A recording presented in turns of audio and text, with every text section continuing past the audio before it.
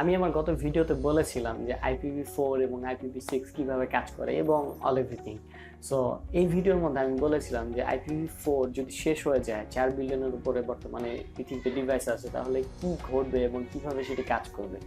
So আপনাদের মনে অনেক কোশ্চেন জাগতে পারে, যেটা আমি অ্যান্সার গত ভিডিওতে দিইনি। এই ভিডিওটাতে আমি সেটা দিয়ে দিচ্ছি যে যেহেতু বর্তমানে পৃথিবীতে 4 বিলিয়নের উপরে ডিভাইস হয়ে গেছে এবং আমাদের বর্তমানে যে রেঞ্জ IPv4 সেটিও ফুরিয়ে গেছে, তাহলে বর্তমানে ডিভাইসগুলো কিভাবে চলতেছে এবং আমরা কিভাবে ইন্টারনেট চালাচ্ছি। সো এই বিষয়টি নিয়ে বিস্তারিত আজকে আলোচনা করবো। কথা বলছি আমি রাবি, আপনি দেখছেন বিডিটেক। ফিরছি ইন্টার করে, সাথে থাকবেন।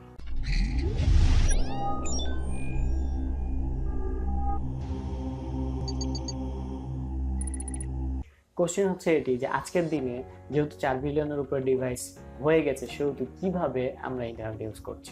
সো এই সমস্যা থেকে উত্তীর্ণের জন্য আমরা একটি টেকনিক তৈরি করেছি। টেকনিকটির নাম হচ্ছে NAT।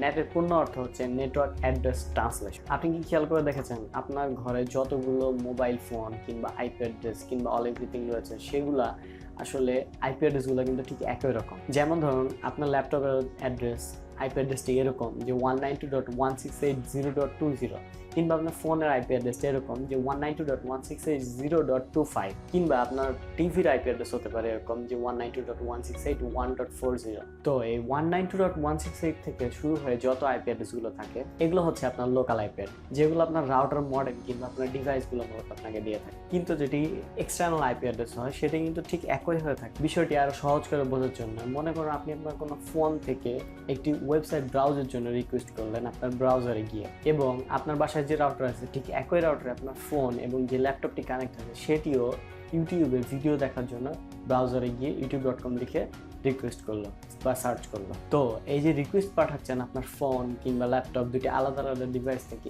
এই ডিভাইস দুটির আইপি অ্যাড্রেস কিন্তু আপনি দুটি আলাদা ডিভাইস থেকে কিন্তু রিকোয়েস্ট পাঠাচ্ছেন, কিন্তু যে ওয়েবসাইটের কাছে রিকোয়েস্ট যাবে দুটি আলাদা আলাদা ওয়েবসাইটের ব্রাউজারের জন্য, সেটি কিন্তু একই আইপি অ্যাড্রেস থেকেই যাবে। মানে দুইটি আপনি ডিভাইস থেকে যদিও রিকোয়েস্ট সেন্ড করেন, কিন্তু দুটি এক জায়গাতে মিলিত হয়ে একই সার্ভারের কাছে গিয়ে রিকোয়েস্ট যাবে যে আপনি ওয়েবসাইটটি ব্রাউজ করতে চান। এবং আপনার রাউটার কিন্তু জানবে যে আপনার কোন দুটি ডিভাইস থেকে আপনার দুটি আলাদা আলাদা ওয়েবসাইট ব্রাউজারের জন্য রিকোয়েস্ট করা হয়েছে। এবং যখন রাউটারের কাছে সেই ফিডব্যাকটি আসে, যে ওয়েব সার্ভার থেকে ফিডব্যাক মেসেজটি আসে যে সাইটটি আপনাকে দেখানোর জন্য, তখন সেটি কিন্তু রাউটার পুনরায় আবার দুইটি নির্দিষ্ট আলাদা আলাদা ডিভাইসে কিন্তু ট্রান্সফার করে দেয়। তখন আমরা দুইটি আলাদা আলাদা ওয়েবসাইট দুইটি ডিভাইসে দেখতে, কিন্তু এই নেট সিস্টেমের মাধ্যমে কিন্তু একই আইপি অ্যাড্রেসের পিছনে অনেকগুলো আইপি অ্যাড্রেস লুকিয়ে থাকে, যার ফলে এই 4 বিলিয়ন আইপি অ্যাড্রেস শেষ হয়ে যাওয়ার পরেও আমরা কিন্তু এই IPv4 অ্যাড্রেসের মাধ্যমে কাজ করে চলেছি এবং আমরা ইন্টারনেট ব্রাউজিং করে চলেছি।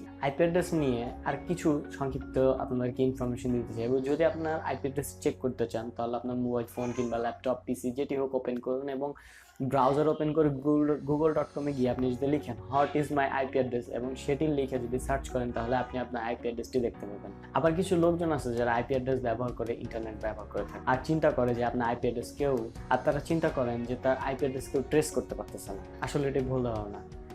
আপনি যে কোনো ইন্টারনেট ব্যবহার করে আইপি অ্যাড্রেস যদি ইউজ করেন, তাহলে সেই আইপি অ্যাড্রেসটি ট্রেস করা সম্ভব।